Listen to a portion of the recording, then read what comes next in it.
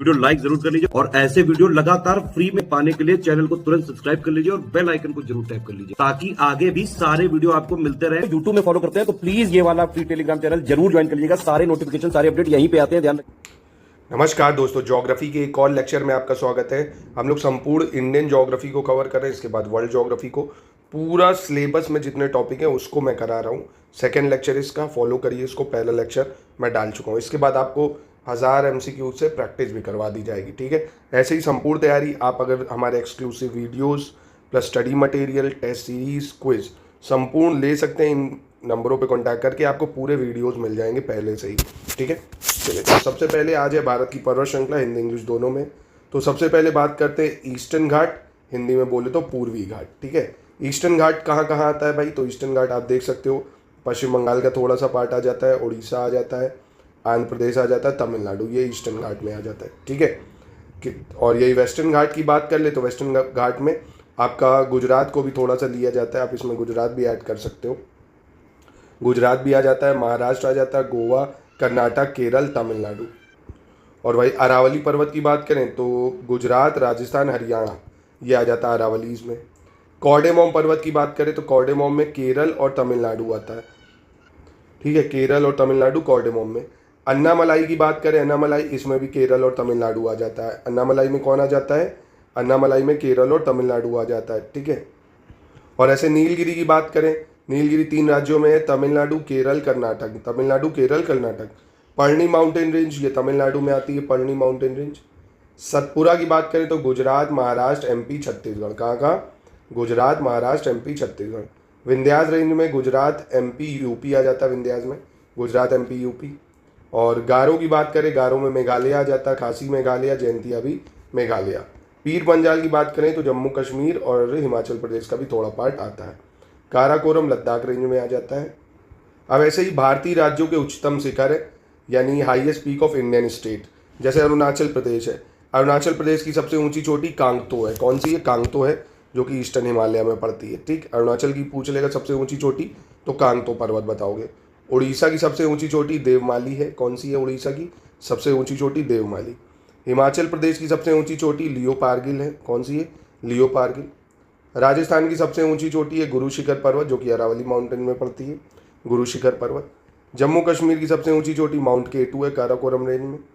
सिक्किम की सबसे ऊंची चोटी कंचनजंगा है। और कर्नाटक की सबसे ऊंची चोटी मूल्यनगिरी है। कौन सा है? मूल्यनगिरी। और तमिलनाडु की सबसे ऊंची चोटी डोडा बेटा है, जो कि नीलगिरी माउंटेन रेंज में पड़ती है, तमिलनाडु की। केरल की सबसे ऊंची चोटी अनाईमुडी है, अनाईमुडी। त्रिपुरा की सबसे ऊंची चोटी कौन सी? बेटा लॉन्गचिप। कौन सी? बेटा लॉन्गचिप। महाराष्ट्र की कलसूबाई है सबसे ऊंची चोटी, महाराष्ट्र की कौन सी है? कलसूबाई है। उत्तराखंड की सबसे ऊंची चोटी नंदा देवी है, उत्तराखंड की सबसे ऊंची चोटी नंदा देवी। मिजोरम की फांगुपाई है। कौन सी है? फांगुपाई है। और वेस्ट बंगाल की सबसे ऊंची चोटी संदाफू पीक है। कौन सी है? संदाफू पीक।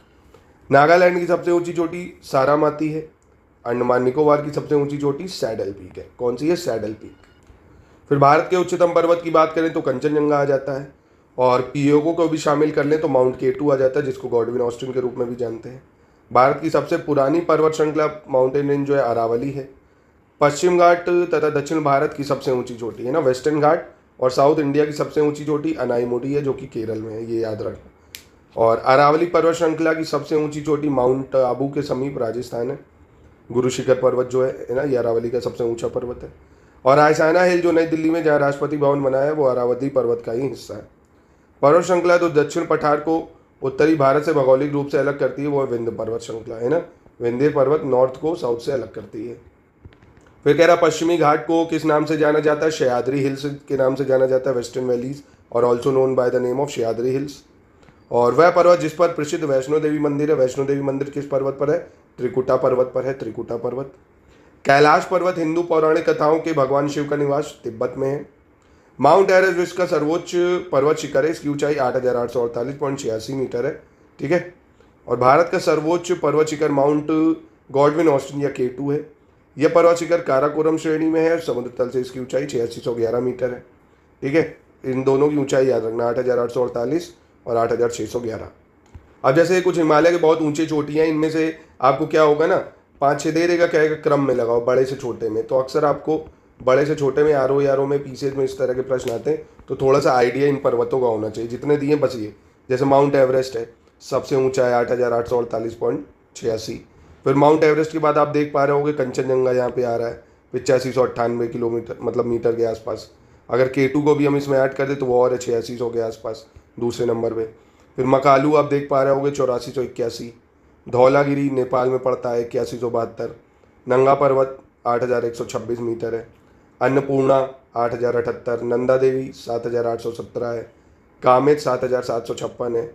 नामचा बरवा 7756 और गुरला मान्यता 7728। तो आपको थोड़ा सा आइडिया होना चाहिए इनमें से बड़ा कौन है और छोटा कौन है ना, तो आप कर सकते हो इसको। तो इसका थोड़ा सा आइडिया ले लीजिएगा आप, तो ये वाला ठीक है। अब अगला टॉपिक है दक्षिण एवं मध्य भारत की पर्वत श्रेणी और पहाड़ियाँ। थोड़ी थ्योरिक फॉर्म में है, इसको देखते हैं। जो पश्चिम घाट है यानी वेस्टर्न घाट है, उसको सह्याद्री के नाम से भी जानते हैं हम लोग, है ना। वेस्टर्न घाट ऑल्सो नोन है सह्याद्रीज। तो ये इतना हिंदी इंग्लिश आप समझ जाओगे। 1600 किलोमीटर की लंबी है ये पर्वत श्रृंखला, जो कि गुजरात से तमिलनाडु तक फैली हुई है, इधर गुजरात से लेके तमिलनाडु तक। और इसकी जो औसत ऊंचाई है वो 1200 मीटर है। औसत ऊंचाई कितनी है? 1200 मीटर। और पश्चिम घाट की सबसे ऊंची चोटी जो है वो केरल में है, अनाईमोडी चोटी। ठीक है, क्या याद रखोगे? पश्चिम घाट गुजरात से लेकर तमिलनाडु तक फैला हुआ है। इसकी सबसे ऊंची चोटी कौन सी है? अनाईमोडी केरल में है। ठीक है, पश्चिमी घाट का दक्षिण क्षेत्र उत्तरी क्षेत्र की अपेक्षा अधिक ऊंचा है।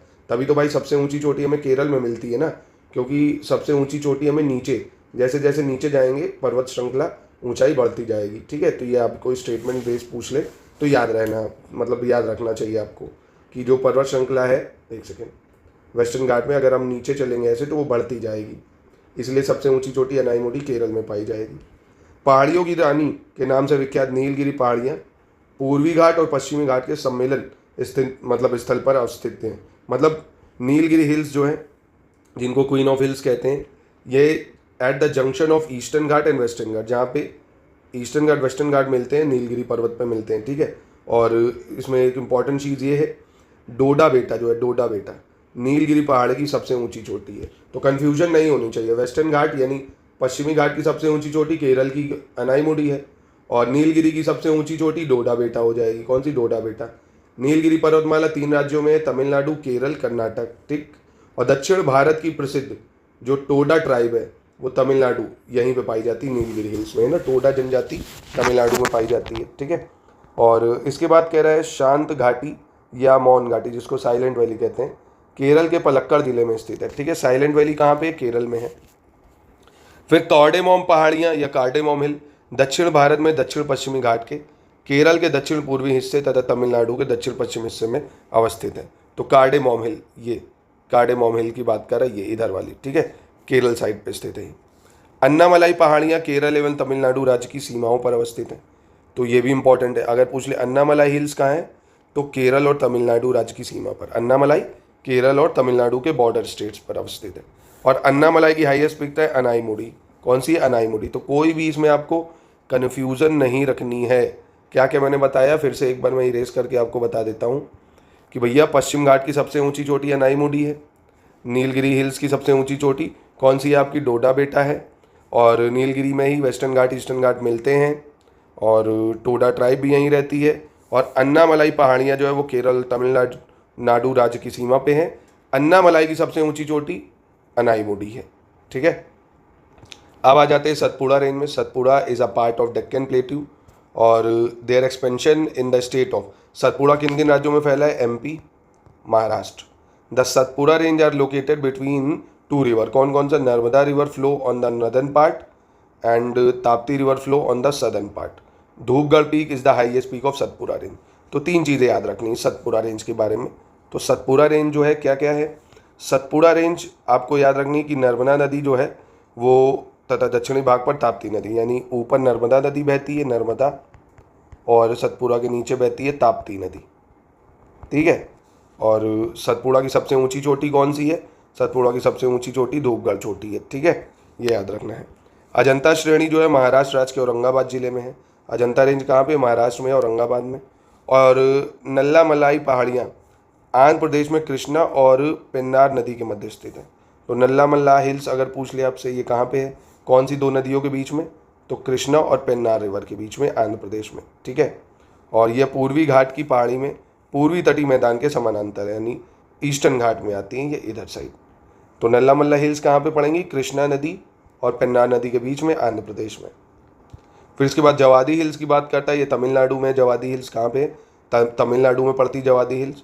फिर शेवरॉय हिल्स की बात करें तो ये भी तमिलनाडु में पड़ेगी। जवादी हिल्स और शेवरॉय हिल्स ये तमिलनाडु में पड़ेंगी। देखो, नल्ला मल्ला hills Andhra Pradesh, Javadi hills Shevaroy hills Tamil Nadu में आ जाएंगी, ठीक है। और Mahadev hills and Kaimur hills ये मध्य प्रदेश में पड़ती है। महादेव और कैमूर पहाड़ियाँ कहाँ हैं? मध्य प्रदेश में, ठीक है। और तमिलनाडु का जो एक बहुत प्रसिद्ध हिल स्टेशन है यारकॉन्ड, वो यही जवादी और शेवरॉय हिल्स पे ही स्थित है। और महादेव कैमूर पहाड़ियाँ कहाँ हैं? एमपी में। टू द पॉइंट देखिए, बहुत ही इंपॉर्टेंट फैक्ट्स बस दिए जा रहे हैं, इनको याद करना है आपको। ऐसे गरजत की पहाड़ियाँ पूछता है या गरजट हिल्स पूछता है तो ये उड़ीसा राज्य में है। गरजट हिल्स कहाँ है? उड़ीसा में, जहाँ गोंड जनजाति निवास करती है। तो ऐसे करके मैप के थ्रू आप चाहे बना सकते हो। उड़ीसा में कौन सी हिल है? गरजट हिल्स। फिर आंध्र प्रदेश में नल्ला मल्ला हिल्स। फिर जवादी और शेवरॉय हिल्स हो गया आपका तमिलनाडु में, ठीक है। ऐसे करके याद रख लो। टोडा ट्राइब मैंने तमिलनाडु में बताई थी, ऐसे ही आपको गरजत हिल में ही उड़ीसा राज्य में स्थित है, गोंड जनजाति यहाँ पाई जाती है। फिर बालघाट श्रेणी, हरिश्चंद्र श्रेणी, सतमाला ये सब महाराष्ट्र में हो जाएंगी। इधर बालाघाट, हरिश्चंद्र, सतमाला हिल्स ये सब कहाँ हो गई? महाराष्ट्र में हो गई। तो सारी पर्वत श्रेणियाँ हो गई आपकी। उसके बाद ऐसे ही मुकंदरा पहाड़ियाँ राजस्थान में है। विंध्य पर्वत श्रेणियों का जो विस्तार है, Mukundra hills are the extension of Vindhyas mountain ranges Rajasthan. तो मुकंदरा हिल्स कहाँ है? राजस्थान में भाई।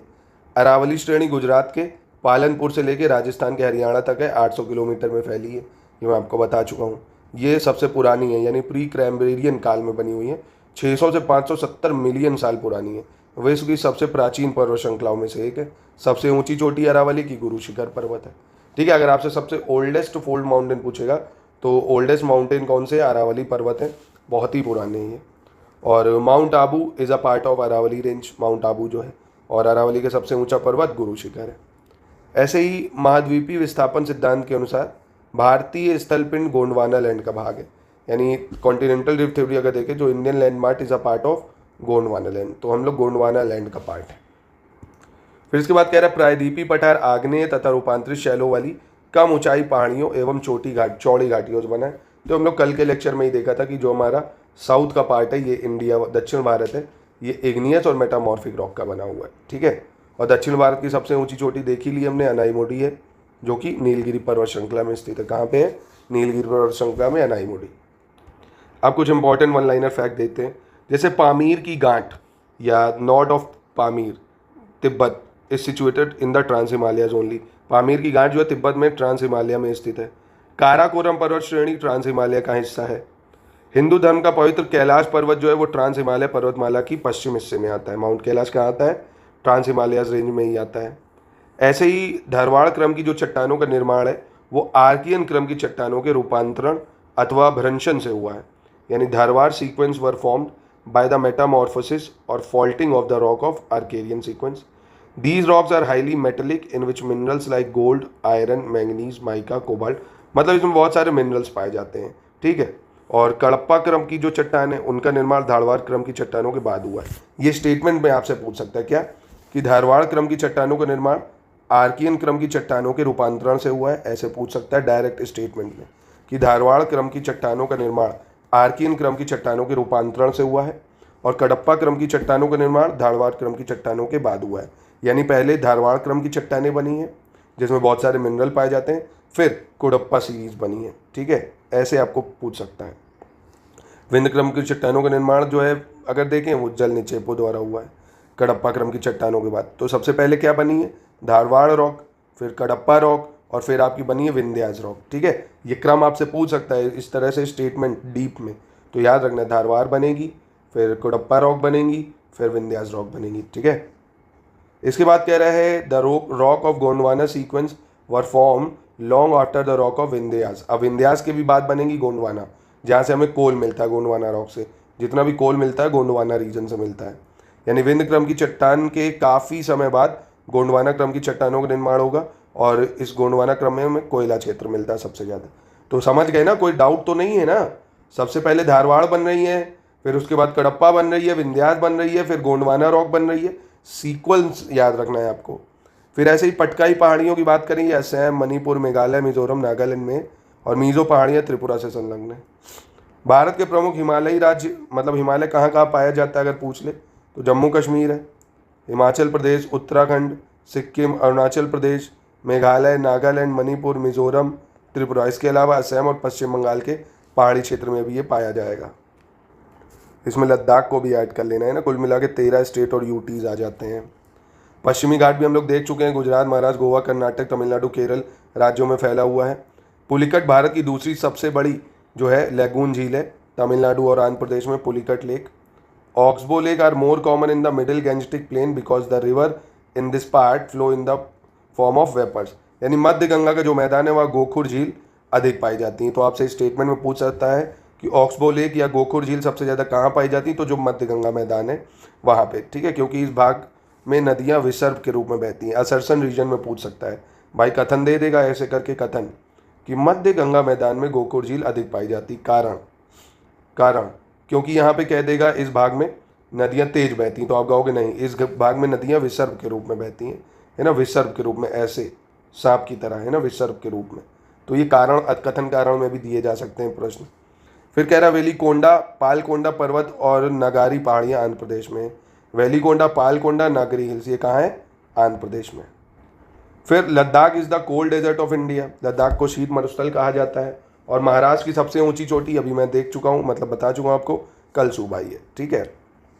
ऐसे बैलाडीला पर्वत श्रृंखला की बात करें अगर, बैलाडीला माउंटेन रेंज या पर्वत श्रृंखला छत्तीसगढ़ राज्य के दंतेवाड़ा जिले में। बैलाडीला कहाँ है? छत्तीसगढ़ में। बैलाडीला पर्वत श्रृंखला में उच्च गुणवत्ता के लौह अयस्क की खदानें, जितनी भी आयरन और माइंस है वो बैलाडीला पर्वत में पाई जाती हैं छत्तीसगढ़ में। और बैलाडीला की पहचान बन चुकी है क्या? यही आयरन और माइंस। बैलाडीला पर्वत श्रृंखला का आकार बैल के कूबड़ के समान है, इसी कारण इसका नाम बैलाडीला है। अब आपसे पूछ लेगा ना कथन कारण में कि बैलाडीला का नाम बैलाडीला क्यों है? क्योंकि इसके जो पर्वत है उसका जो आकार है वो भैंस के मतलब जो ऑक्स होता है बैल के कूबड़ के समान है, और यहाँ से आयरन बहुत मिलता है हमें, छत्तीसगढ़ में है ये। लघु हिमालय की बात करें, मध्य हिमालय अर्थात हिमालय श्रेणी में पीर पंजाल, महाभारता, मसूरी, धौलाधार और नागा टिब्बत श्रेणियाँ आती हैं लेसर हिमालय या मिडिल हिमालय में, ठीक है। और Pir Panjal is the longest range of lesser Himalaya, तो यही मिडिल लेसर हिमालय जो है जिसमें पीर पंजाल, धौलाधार, नागा टिब्बा, महाभारता रेंज आती है, इसमें पीर पंजाल सबसे लंबी श्रृंखला है। अरावली हम लोग देख ही चुके हैं, गुजरात, राजस्थान, हरियाणा, दिल्ली तक एक्सटेंड है, 800 किलोमीटर। फिर अगला टॉपिक भारत के हिल स्टेशन आ जाते हैं भैया घूमने वाले, जैसे अनंतांग हिल स्टेशन, ये कहाँ पे है? अनंतांग हिल स्टेशन जम्मू कश्मीर में है। डलहौजी हिमाचल प्रदेश में आती, धौलाधार श्रृंखला में आ जाता है डलहौजी। दार्जिलिंग पश्चिम बंगाल में है दार्जिलिंग। गुलमर्ग जम्मू कश्मीर में है। कसौली ये जम्मू कश्मीर में है भाई। और कोडाई कनाल ये पढ़नी में है, तमिलनाडु। और लोनावला महाराष्ट्र में आ जाता है हिल स्टेशन। महाबलेश्वर भी महाराष्ट्र में है। मनाली आपका हिमाचल प्रदेश में। कुल्लू घाटी, माउंट आबू अरावली श्रृंखला राजस्थान में आ जाता है। बहुत ही फेमस मसूरी उत्तराखंड में आता है। नैनीताल ये भी उत्तराखंड में आ जाएगा। पंचमढ़ी सतपुड़ा हिल्स में आता है एमपी में। ऊटी आ जाता है नीलगिरी श्रृंखला तमिलनाडु, ऊटी। कन्नौर हिल्स नीलगिरी श्रृंखला तमिलनाडु में आता है। सतपुड़ा हिल्स सह्याद्री हिल्स गुजरात में आता है। हॉर्सिल जो हिल्स है ये आंध्र प्रदेश में आ जाता है। इसके बाद ये अंडमान और निकोबार की पर्वत श्रृंखला है, ये आपसे क्रम में भी पूछे जा सकते हैं हाई टू लो में लगाने में। जैसे माउंट हैरियोट ये साउथ अंडमान में आता है, 383 मीटर का है माउंट हैरियोट। कहाँ पे आता है? साउथ अंडमान में। माउंट थुलियोर ये ग्रेट निकोबार में आता है, ग्रेट निकोबार में 642 मीटर का है। फिर माउंट सैडल पीक की बात करें, नॉर्थ अंडमान या उत्तरी अंडमान में आ जाता है। माउंट डियो वैली मध्य अंडमान या मिडिल अंडमान में आता है। माउंट कोयोबो दक्षिण अंडमान या साउथ अंडमान में आता है। तो ये तो बहुत ही इंपॉर्टेंट है, ये ऐसे ही कॉपी पेस्ट भी हो सकता है आपके एग्जाम में। सबसे पहले साउथ अंडमान का याद कर लो। साउथ अंडमान में दो हैं, हैरियोट और कोयोबो। हैरियोट और कोयोबो कहाँ है? साउथ अंडमान में, ठीक। थुलियोर है ग्रेट निकोबार में। सैडल पीक है नॉर्थ अंडमान में। माउंट डिवोलो है मिडिल अंडमान में। और साथ ही में ये आइलैंड के नाम भी याद रख लो जो चेंज हुए थे, हो सकता है ये भी पूछ ले भाई। जो पहले हैवलॉक आइलैंड था ना उसका स्वराज द्वीप नाम हो चुका है। और नील आइलैंड का नाम शहीद द्वीप हो चुका है। और पोर्ट ब्लेयर जो है वो क्या बन गया? विजयपुरम बन गया है। रॉज आइलैंड बन गया नेताजी सुभाष चंद्र बोस आइलैंड। हो सकता है ये आपसे मैचिंग में दे दे, है ना। तो शहीद द्वीप पहले था नील आइलैंड, हैवलॉक आइलैंड हो गया स्वराज द्वीप, पोर्ट ब्लेयर हो गया विजयपुरम, और रॉज आइलैंड हो गया है नेताजी सुभाष चंद्र बोस द्वीप।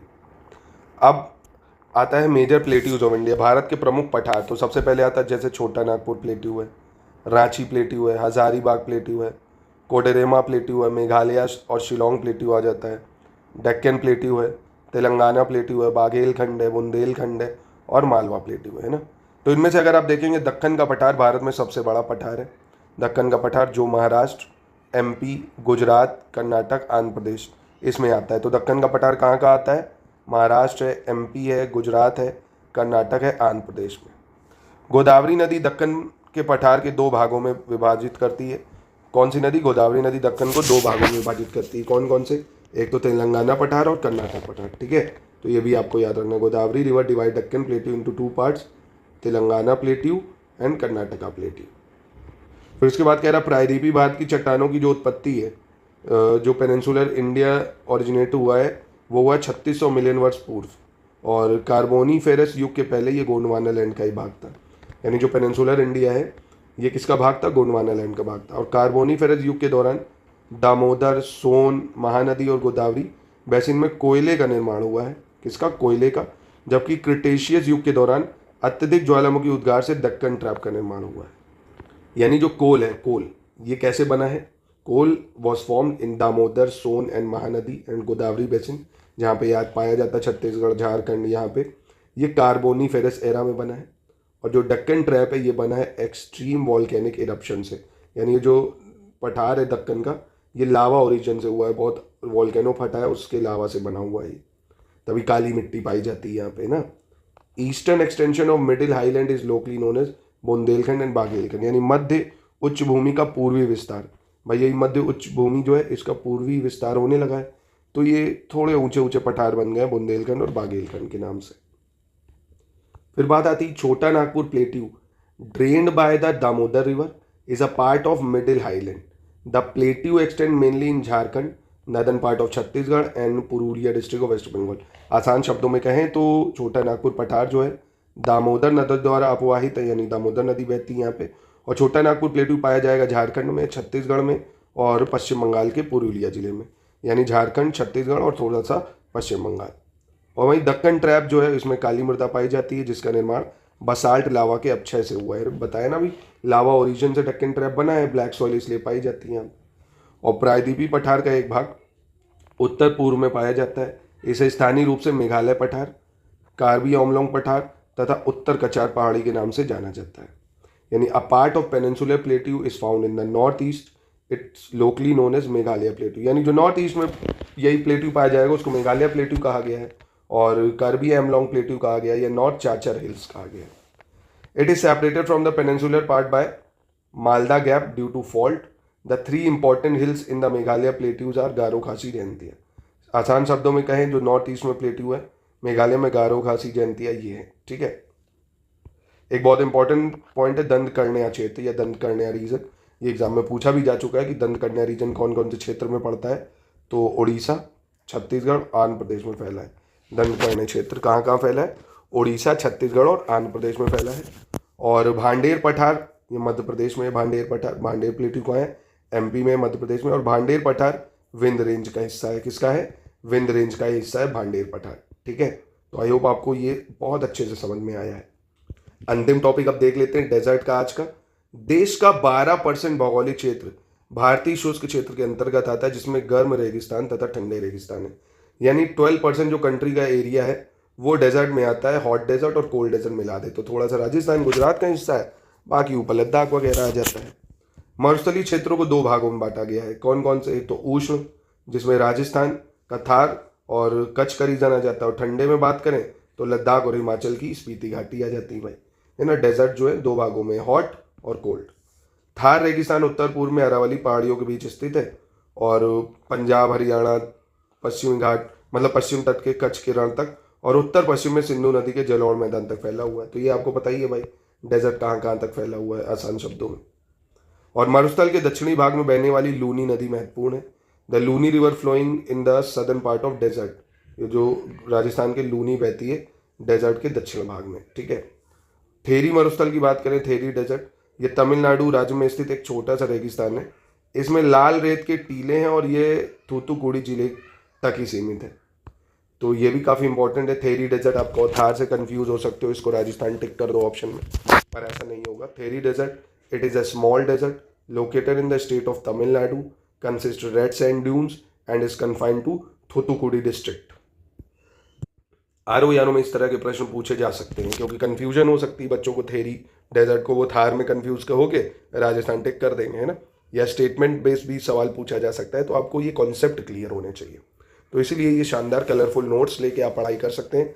आपका शानदार रिवीजन अगर आप 8 से 10 घंटे पढ़ रहे हैं ना इस टाइम, तो 2 से 3 दिन में पूरी ज्योग्राफी आप इन नोट्स के द्वारा ख़त्म कर सकते हैं। आप देख सकते हो कोई ज़्यादा टाइम नहीं लगेगा, हमने फालतू का डाटा कुछ नहीं लिया। पूरी जो 3-4 बुक्स होती हैं उनको कंबाइन करके हमने ऐसे नोट्स बनाए हैं ताकि क्विक रिवीजन इससे किया जा सके। तो SCS का बचे हुए टाइम में आप सिलेक्शन मटेरियल पढ़ें, काफ़ी फ़ायदा होगा आपको।